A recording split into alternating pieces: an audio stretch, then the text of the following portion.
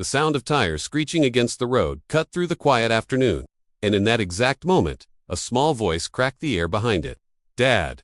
The boy's voice was thin, desperate, and full of hope that hadn't learned how to protect itself yet. He ran barefoot across the pavement, his school bag bouncing against his back, his legs pumping faster than his breath could keep up. The car didn't slow down. It kept moving, as if the word meant nothing at all. People on the sidewalk turned their heads. Some paused. Some stared. Most did nothing.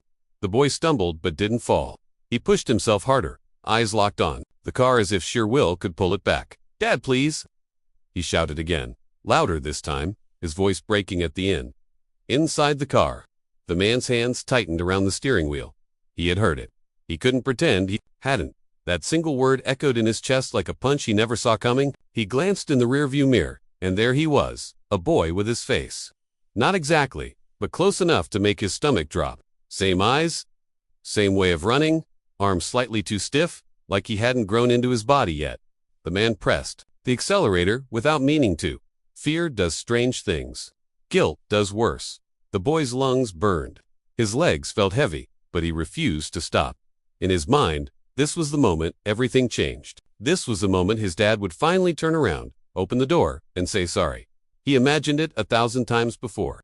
Every birthday, every school event where other kids had fathers clapping in the crowd. The car slowed suddenly at the next intersection. Hope surged through the boy like electricity. He screamed "Dad!" one last time and sprinted with everything he had left. The car stopped. For a second, time froze. The boy stood there, chest heaving, sweat dripping down his forehead, waiting. The driver's door didn't open. The window didn't roll down. Traffic honked behind the car, impatient, unaware that something fragile was happening right in front of them. Then the door opened. The man stepped out slowly. Like each movement weighed 100 pounds. He didn't look angry. He didn't look surprised. He looked terrified. The kind of terrified that comes from running out of places to hide. The boy stopped a few feet away. Suddenly, he didn't know what to do with his hands. He didn't know if he should move closer or stay right where he was. All the words he had practiced vanished. "You heard me," the boy said finally, his voice small. The man swallowed. "Yeah," he said.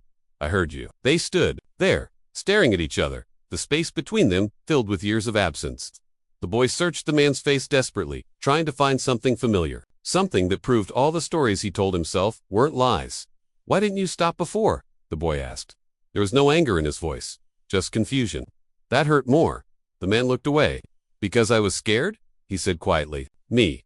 the boy asked. That question hit harder than any accusation. The man's eyes snapped back to the boy. "No," he said quickly. "Never of you. Of what I left behind." The boy nodded slowly, pretending he understood. He didn't. Not really. All he knew was that his dad was standing in front of him now, and somehow, that still felt fragile.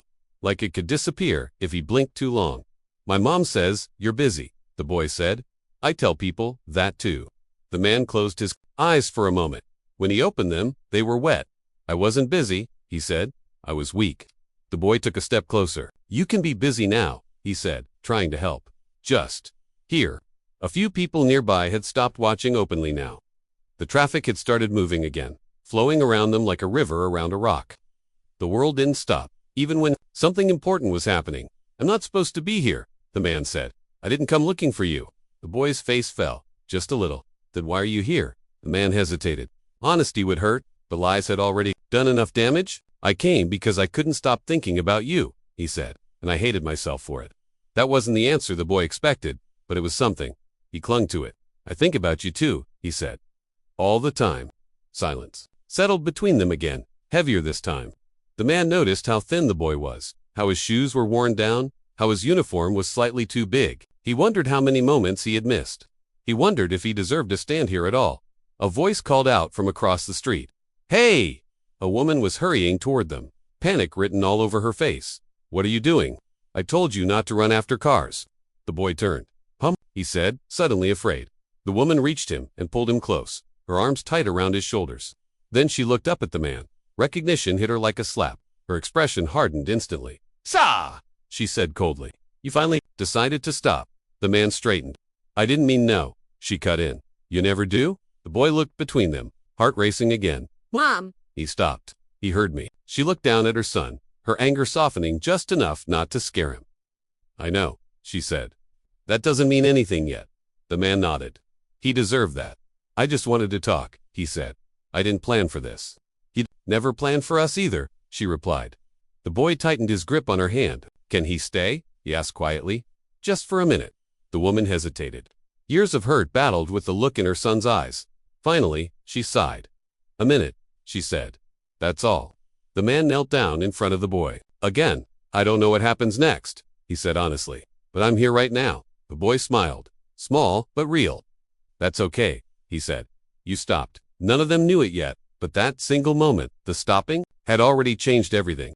The minute passed faster than any of them expected, yet somehow stretched longer than time ever had before.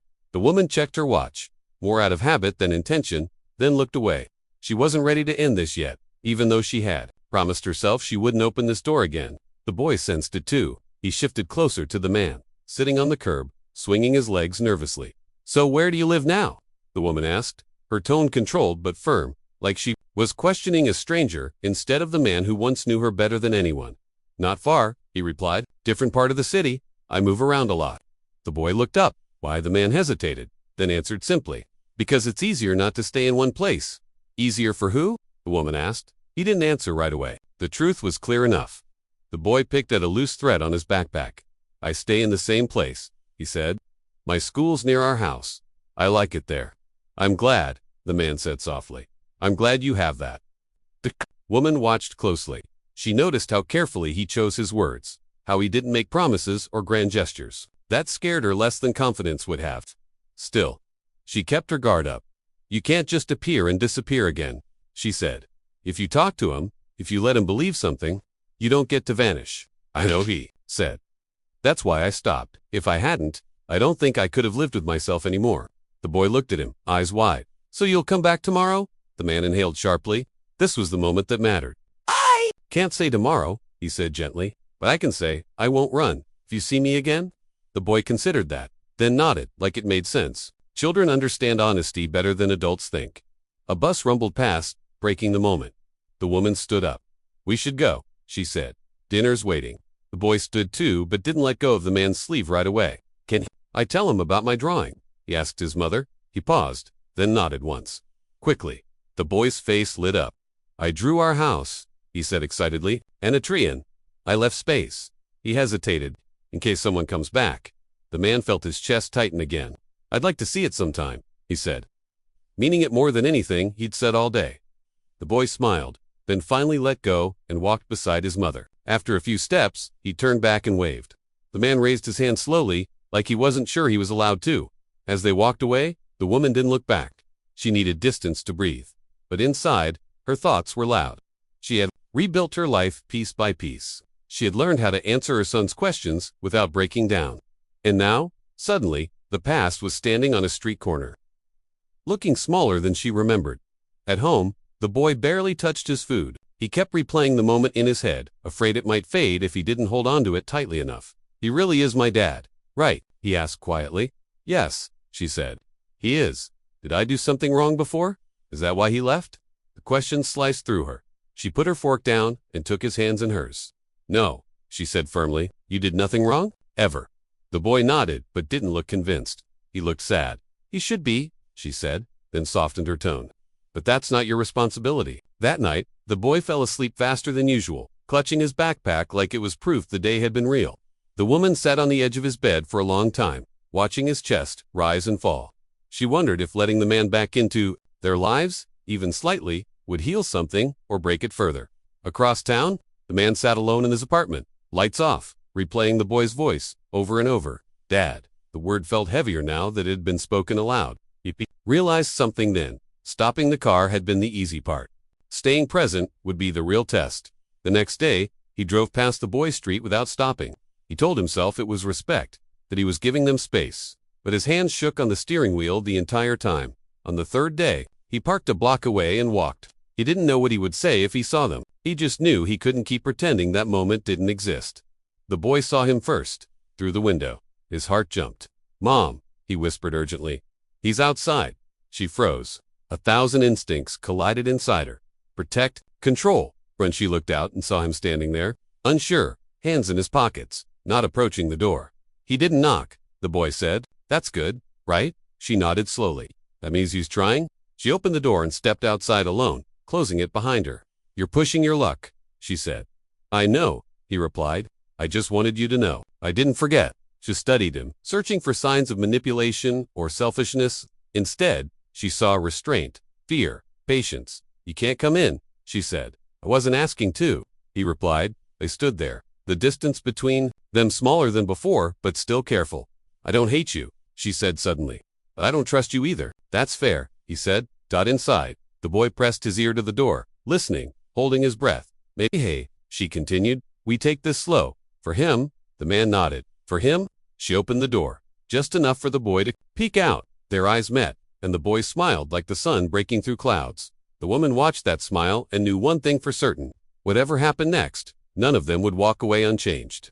The following days settled into a strange new rhythm, one none of them had practiced for, but all of them felt the weight of. The man didn't knock every day. Sometimes he just walked past. Sometimes he stood across the street, pretending to check his phone.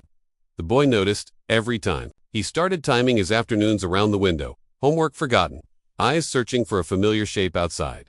The woman noticed too. She said nothing, but each evening she found herself thinking less about protecting her son from pain and more about how pain had already shaped him without her realizing it. One afternoon, rain poured suddenly, heavy and unforgiving. The boy was at the window again when he saw the man standing there, jacket soaked, hair plastered to his forehead. This time, he wasn't pretending to check his phone. He was just standing, letting the rain hit him. Mom, the boy said softly, he's getting wet. The woman closed her eyes for a moment, then opened them. Something inside her shifted. She grabbed an umbrella and opened the door. You're stubborn, she said as she stepped outside. So are you? The man replied, a faint smile breaking through. She handed him the umbrella. You don't have to prove anything by standing in the rain. I'm not proving, he said. I'm waiting. For what? For permission, he answered honestly, even if it never comes. The boy watched from the doorway, heart pounding. Can he come inside? He asked, barely daring to hope. The woman hesitated, then nodded. Just for a while. Inside, the house felt different with him there. Smaller, louder, realer. He sat on the edge of the couch, unsure where to put his hands, afraid to touch anything. The boy brought his drawings, laying them out carefully like priceless art. One's you, the boy said, pointing to a tall stick figure. I made you taller because you look big in my head. The man laughed softly, then stopped, emotion catching in his throat. It's perfect, he said. They talked, carefully, about school, about favorite foods, about small things that mattered more than they should have. The woman listened from the kitchen, pretending to clean while absorbing every word. Eventually, the boy yawned, his energy finally spent. The woman guided him to his room. I'll be right here, she said. When she returned, the man stood up immediately. I should go. She studied him. You don't have to rush out. I don't want to That's new, she said quietly. He nodded. I'm trying. At the door, he hesitated. Thank you, he said. For today? She crossed her arms. Today doesn't erase yesterday. I know, he said. But maybe it changes tomorrow. After that, things moved slowly. Painfully slowly at times. He started picking the boy up from school once a week. Always with her permission. Always with rules. The boy talked non-stop during those walks, filling silence with stories. Afraid quiet might make the man disappear again. One evening, as they walked home, the boy asked the question both adults had been dreading. Why did you really leave? The man stopped walking. He knelt so they were eye level. Because I was scared I'd fail you, he said. And I thought leaving would hurt less than staying and messing up. The boy thought about that. It hurt a lot, he said simply. I know, the man replied. Dan, I'm sorry. Weeks passed. Trust grew in small, fragile pieces. The woman still woke up some nights, angry, still questioned every smile, every promise not made. But she also saw something else. Now, consistency, effort, presence. Then came the day everything was tested. The boy didn't come home from school on time. Panic hit instantly. The woman called his teacher, the office, friends' parents, nothing. Her hands shook as she dialed the man's number without thinking. I'm on my way, he said before she finished speaking. They found the boy at the old park near the intersection where it all began. He sat on the swing, head down, eyes red. When he saw them running toward him, he burst into tears. I thought you weren't coming back, he cried. I thought if I waited here, maybe you'd stop again. The man dropped to his knees and pulled the boy into his arms, holding him tight, shaking himself. I'm here, he said over and over. I'm here. The woman watched, heartbreaking and healing at the same time. That night, after the boy fell asleep, She sat across from the man at the kitchen table. You scared me, she said. I scared myself, he replied. You can't be half in, she said. He doesn't survive that. I won't be, he said. Not again. She studied him for a long time, then nodded once. Then we moved forward, carefully, together. The man exhaled, like he'd been holding his breath. For years, weeks, turned into months. The boy's laughter came easier. His questions soft. He stopped watching the window every afternoon. One evening, as they walked together, the boy looked up at the man and smiled. You stopped, he said. Yes, the man replied. And you stayed. Yes, the boy squeezed his hand. What happened next? And for the first time, the word dad didn't sound like a question.